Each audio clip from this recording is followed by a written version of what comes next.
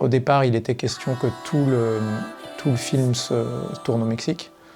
À un moment donné, dans le processus de préparation et de repérage, Jacques a décidé que ça serait beaucoup plus à la fois simple, mais aussi peut-être générateur d'idées, etc., de le tourner en studio.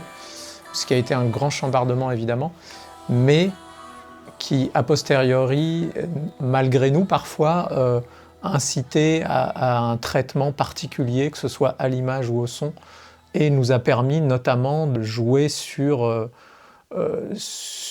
l'abstraction.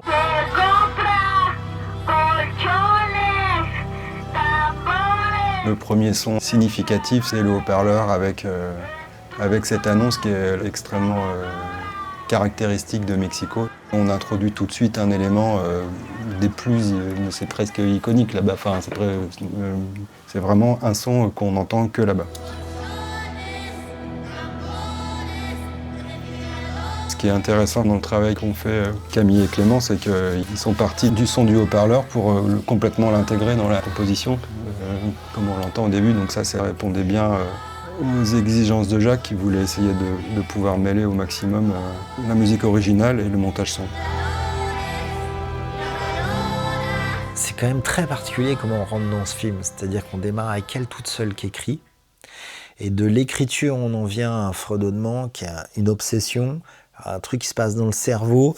Elle est en train de faire ses courses avec un rapport comme ça plutôt très naturel, son direct, etc. Et puis elle rentre dans un espace où il y a un mec qui allume un chalumeau, il y a un match de foot avec des figurants qui clament, et puis ça devient un marché avec des gens qui se réunissent. Cette séquence, qui est la première, on va dire, chanson, le premier numéro musical du film, c'était pour nous une mise à l'épreuve et représenter un peu en grand tous les enjeux qu'on allait rencontrer sur le son du film. La pareja que formaba mi cliente con su esposa, al que lo acusan de haberla asesinado. C'est la première scène qu'on a tournée en studio et il y avait tout. D'un coup, il y avait le chant a cappella, il y avait les chœurs, il y avait le réalisme des vrais figurants mexicains qui étaient dans ce marché, qui était un faux marché en studio. Toute cette ambiguïté entre le vrai et le faux. Jacques, il disait toujours que c'est la scène qui lui faisait peur parce que c'était un peu la scène super ambitieuse du film et qu'il voulait qu'on commence par ça. Et il disait, en prépa, si on commence par ça, ça va être le décapsuleur. Si on trouve la façon de décapsuler le film avec cette séquence, on saura faire le film. Sur cette séquence, la musique elle était diffusée en live sur le plateau pour les chorégraphies. En référence, dans l'oreillette, les comédiennes avaient le choix d'avoir le clic, la clic plus la voix, clic plus voix plus instru, ou que l'instru. C'était un choix qu'elles faisaient chacune suivant les chansons et suivant ce qu'elles préféraient. Moi, dans la confo après un montage, donc je récupérais le son des prises et à chaque fois, dans les pistes du Cantar, j'avais en référence ces pistes-là qu'eux, ils avaient eues sur le plateau, donc clic, voix séparée et instru séparé. Maxence, c'est quelqu'un qui était à la fois une espèce de musique éditor, mais qu'en même temps, était à l'aise avec le montage son. Enfin, c'était un poste complètement hybride.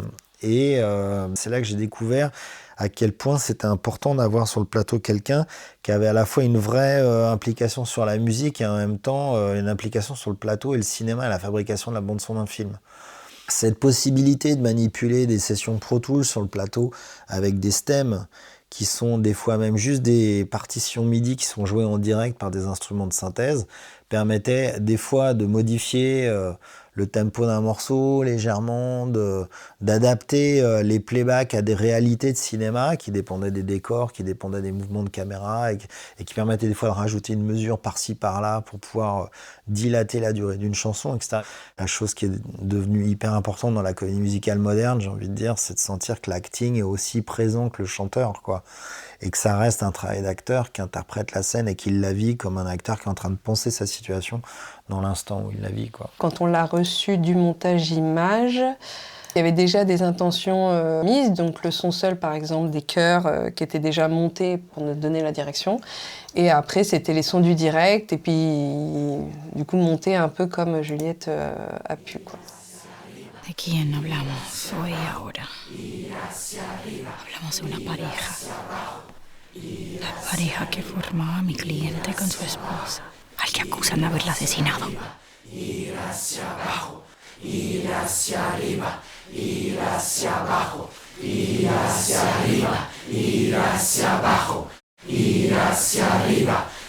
On était dans des grandes salles, dans des grandes salles de danse pour en faire des répètes avec les danseurs et on s'est rendu compte que ça aurait un impact de faire des sons seuls.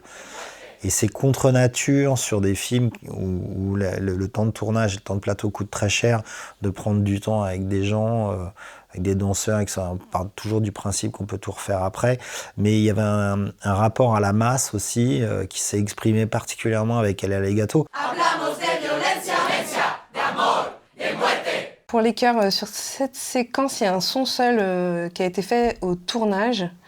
Et ils ont bien été utiles parce que, contrairement au chœur musique qui sonnait plutôt choral, ça a permis de créer vraiment une énergie où c'était plus des danseurs. Il y avait quelque chose d'énergie du tournage qui était hyper intéressant. On a mis des micros sur plein de chanteurs sur les chœurs pour amener une matière avec différents degrés de présence. J'avais organisé avec Clément un deuxième espace sur lequel on a mis des borgnoles et tout ça, on avait travaillé l'acoustique et où je pouvais basculer entre deux setups, entre deux moments de scène pour aller avec Clément et les coachs vocaux et les meilleurs chanteurs qui avaient été repérés ou qui étaient les leaders des groupes de danseurs sur lesquels on pouvait constituer des groupes pour enregistrer des chœurs sous la direction de Clément. Amemos a las mujeres, perdonemos a los hombres, abracemos la miseria. Ça fait partie de la grammaire aussi musicale de Camille de faire des disques avec le bruit du corps. Il y a une dimension dans la musique de Clément qui est percussionniste à l'origine, donc de travailler avec des matières concrètes. Le son seul a été recalé sur la musique. Ir hacia arriba, ir hacia abajo, ir hacia arriba, ir hacia abajo, ir hacia arriba, ir hacia abajo, ir hacia arriba, ir hacia abajo. ¿De qué hablamos? Donc là, c'est un LCR. De temps en temps, il y avait une perche aussi qui a été utilisée pour plus de proximité. Et de temps en temps, des micros HF qu'il y avait sur certains danseurs pour avoir certains qui ressortaient un peu plus. À aucun moment, il voulait qu'on fasse abstraction du marché, des gens, des vendeurs, y compris des danseurs. Il voulait que tout cet environnement coexiste avec la chanson du personnage.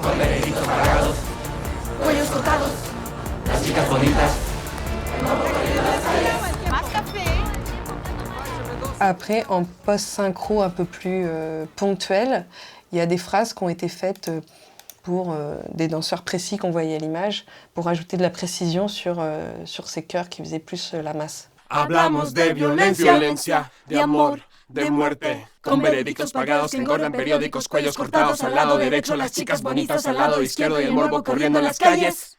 Con veredictos pagados, cuellos cortados. Las chicas bonitas. Il l'a dit à plein de reprises, il n'aime pas les comédies musicales, c'était pas un très bon début, mais du coup il a reconsidéré un peu sa façon d'appréhender les chansons. C'est compliqué parce que tout le début, elle chuchotait, il fallait entendre le public là, qui écoute un match de foot.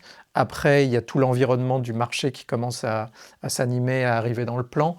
Donc c'est compliqué parce que de tout faire coexister, c'est toujours extrêmement compliqué. ¿De qué hablamos hoy y ahora? ¿De justicia que se compra? Sur une séquence comme ça, on finit toujours par écouter les éléments, chacun de notre côté. On a un système qui permet de ne pas nous gêner entre Nils et moi. Et on fait chacun un équilibre comme une photo de tous les éléments, un équilibre statique, sans mouvement justement.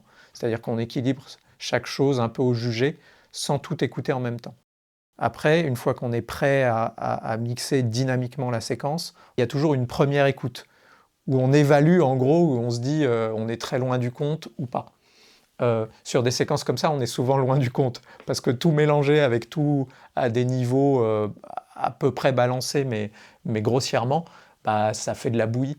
Et c'est fou à quel point c'est un processus à la fois laborieux mais fascinant, où les premières passes, c'est du gros œuvre, donc une oreille extérieure se dit mais on n'y arrivera jamais.